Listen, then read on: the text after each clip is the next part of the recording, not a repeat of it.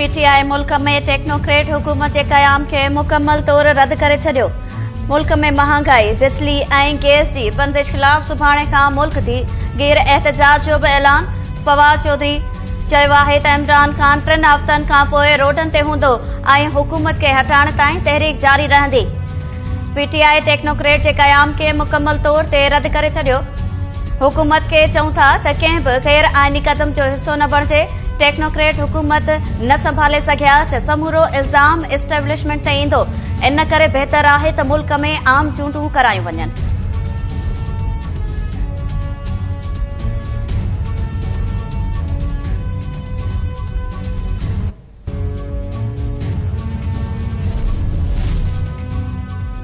वज़ीर आज़म शहबाज शरीफ से army chief general Asim Munir की मुलाकात।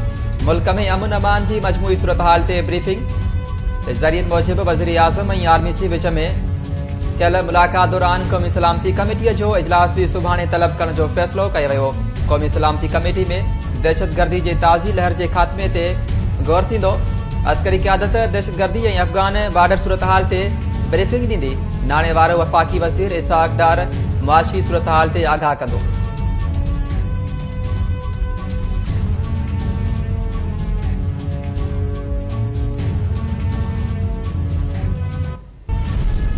तहरीक इंसाफ इमरान खान की मशावरत में तहरीक इंसाफ के दोस्तों ने फैसला किया है, मुस्तफी होने का ऐलान कर रहे हैं। मेरे सामने आकर इस चीज को वाक़िया तौर पर मुझे साबित करेंगे पर ये वॉलंटरी उन्होंने एक्ट किया है और उन पर कोई दबाव या प्रेशर। मुझे ये बताया कि जब मैंने तमाम मेंबरान को खत लिखा तो न आने की वजह क्या थी। मैंने तुमको इसीलिए बुलाया था कि वो तशरीफ लाएं और मेरे सामने आकर सिर्फ यही उन्होंने कहना था कि मेरे पे कोई दबाव नहीं है, मैं खुद इस्तीफा दे रहा हूँ अपनी मर्जी के मुताबिक, अपनी ख्वाहिश के मुताबिक। जिस वक्त मैं इस्तीफे मंजूर करता हूँ तो आईन और कानून को सामने रख सकता हूँ और उसमें दूसरी में कोई और फैक्टर नहीं होता। पीटीआई के कुछ मुस्ताफ़ी थियल मेंबर्स जूं इस्तीफ़ाऊं मंजूर न करण लाइ स्पीकर सां ॻुझे राब्ते जो इंकशाफ। स्पीकर इज्तिमाही तौर इस्तीफ़ाऊं मंजूर करण खां इनकार करे छडियो। पीटीआई वफ़द जी क़ौमी असेंबली के स्पीकर सां मुलाकात करे मुस्ताफ़ी थियल पीटीआई एमएनएस जूं गॾियल तौर इस्तीफ़ाऊं मंजूर करण की दरख़्वास्त कई। ज़रियन मूजिब स्पीकर इस्तीफ़ा न ॾींदड़ मेंबर्स के ॻुझनि राब्तनि बाबति वफ़द के आगाह कयो। राजा परवेज़ अशरफ पीटीआई के पार्लियामेंट में वापसी की दावत ॾींदे चयो आहे त गॾियल तौर इस्तीफ़ाऊं मंजूर करण जी आइन में गुंजाइश नाहे। पीटीआई एमएनएस के इनफरादी तौर इस्तीफ़ाऊं की तस्दीक करनी पवंदी।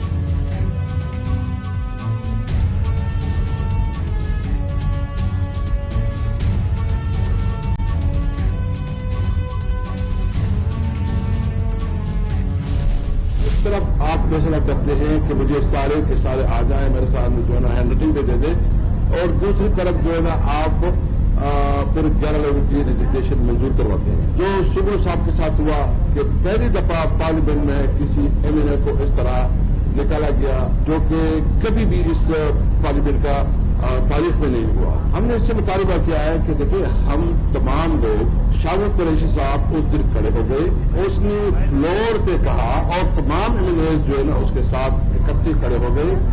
उन्होंने एलानिया कहा कि हम अपनी सीट से रिजिग्नेशन दे रहे हैं, आप इसको एक्सेप्ट करें। लेकिन इसके बावजूद जो है ना ये डिलेइंग टैक्टिक्स कर रहे हैं। डिलेइंग टैक्टिक्स क्यों कर रहे हैं कि इलेक्शन का ये ट्रेस नहीं कर सकते। उनको पता है कि जब इलेक्शन होगा तो ये फारिग होंगे। स्पीकर पारा इस्तीफ़ाऊं रोकण वारो अमल गैर कानूनी है। असां स्पीकर के 127 मेंबर्स जूं इस्तीफ़ाऊं गॾियल तौर मंजूर करण की दरख़्वास्त कई है। पीटीआई अगवान असद कैसर चयो आहे त शाहरुख कुरैशी सां गॾिजी सभिनी मेंबरनि असेंबली मेंबर ते भी इस्तीफ़ा जो ऐलान कयो। कासिम सूरी डिप्टी स्पीकर तौर इस्तीफ़ाऊं मंजूर करे चुको है। मुल्क में फौरी तौर इलेक्शन थियण घुरिजे। इस्तीफ़ा मंजूर न करण जो मक़सद इलेक्शन खां फरार थियण आहे।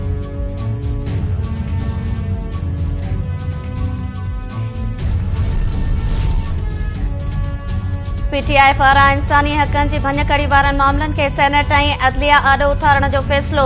लाहौर में इमरान खान सां पीटीआई के सेनेटर्स की मुलाकात की अंदरूनी कहानी साम्हूं अची वई। इमरान खान सेनेटर आज़म सवाती वारे मामले के उजागर करण जो टास्क ॾींदे चयो त मुल्क में इंसानी हकनि जी भञकड़ीअ जो सिलसिलो जारी आहे। पीडीएम हुकूमत आइनी ऐं इंसानी हकनि जी भञकड़ी करे पई।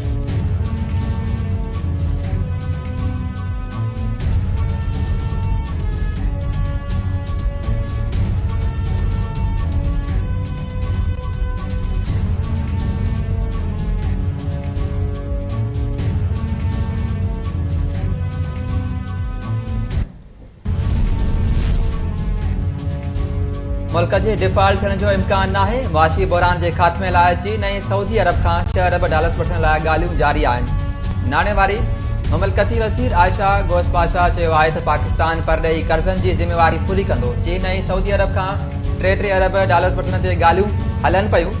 इसाक डार IMF सां बि 9 जनवरी ते मुलाक़ात कंदो। वफ़ाक़ी वज़ीर एहसन इक़बाल जो चवणु हो त पाकिस्तान कॾहिं बि डिफॉल्ट न कंदो। डिफॉल्ट जूं ॻाल्हियूं दुश्मनी करे सघनि था। वज़ीर आज़म जी क़यादत में मुल्की मसइलनि खे मुंहुं ॾींदासीं ऐं हल बि कंदासीं।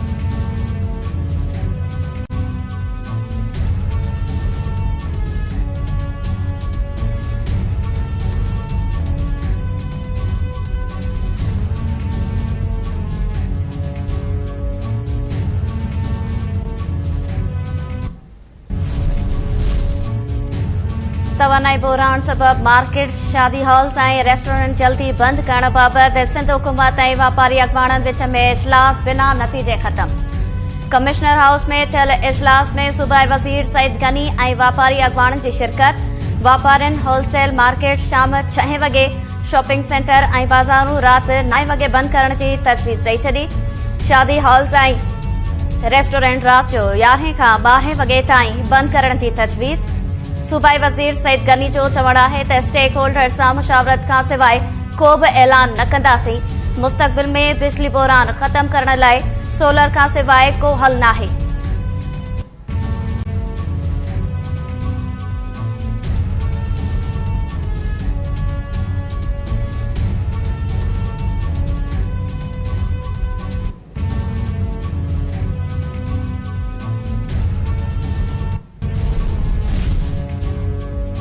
इलेक्शन कमीशन जे हुकुमनि बावजूद कराची जे 2 ज़िलनि ऐं हैदराबाद में MQM जी मर्ज़ीअ ते मुक़ररु कयल एडमिनिस्ट्रेटर न हटाया विया। इलेक्शन कमीशन सिंध हुकूमत खे हिकु वधीक ख़त लिखी छॾियो। एडमिनिस्ट्रेटर्स खे उहिदनि तां हटाइण जी हिदायत। इलेक्शन कमीशन मूजिबि मकानी चूंडुनि जो ॿियो मरहलो मुकमल थियण ताईं मुक़ररियूं ऐं बदिलियूं न कयूं वञनि।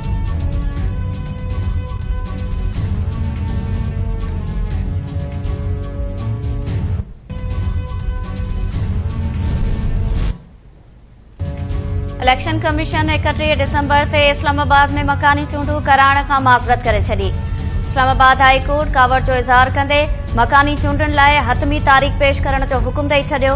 अदालत रिमार्क्स में चयो आहे त अवाम जो पैसो ज़ाया करण जी इजाज़त न ॾिनी वेंदी। अदालती हुकुमनि जी भञकड़ी ते छो न तोहिन अदालत जी कार्रवाई कई वञे।